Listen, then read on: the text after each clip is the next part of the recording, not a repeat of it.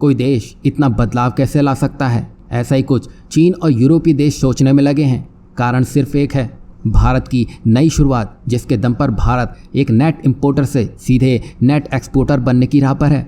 और ये तो कुछ भी नहीं, भारत अपनी ज़रूरत पूरी करते हुए उन देशों की ज़रूरत भी पूरा कर सकेगा जो कहीं ना कहीं सप्लाई चेन में रुकावट होने के कारण मजबूरन चीन का रुख करने में लगे थे। यहाँ आप भारत की प्लानिंग समझ सकते हैं।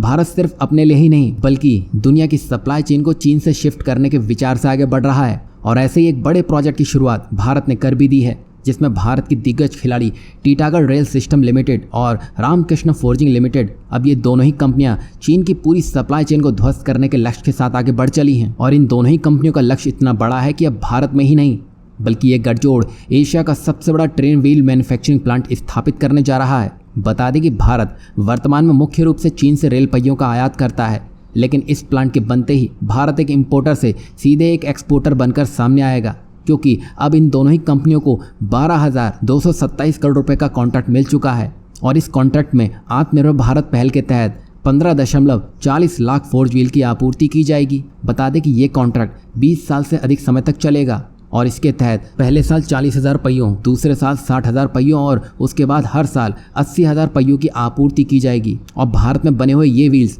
यूरोप सहित कई देशों में एक्सपोर्ट भी किए जाएंगे। आपकी जानकारी के लिए बता दें कि पिछले साल वंदे भारत एक्सप्रेस के लिए बने हुए पहिए युद्धग्रस्त यूक्रेन में फंसे हुए थे। उसी क्षण से भारत ये समझ गया कि अब जो करना होगा वो खुद ही करना होगा, भारत में और भारत के लिए करना होगा। और वो दिन है और आज का दिन है जिसने सारे के सारे रास्ते भारत के दिशा में मोड़ दिए हैं। मतलब साफ है, अब भारत मेक इन इंडिया के अंतर्गत हाई क्वालिटी व्हील्स देश में ही निर्मित करेगा और ये व्हील्स यूरोपियन स्टैंडर्ड को टक्कर देने वाले होंगे। और दुनिया में गिने चुने देशों के पास ही फोर्ज व्हील का निर्माण करने की क्षमता है, जिसमें अब भारत की कंपनियां भी शामिल हो चुकी हैं।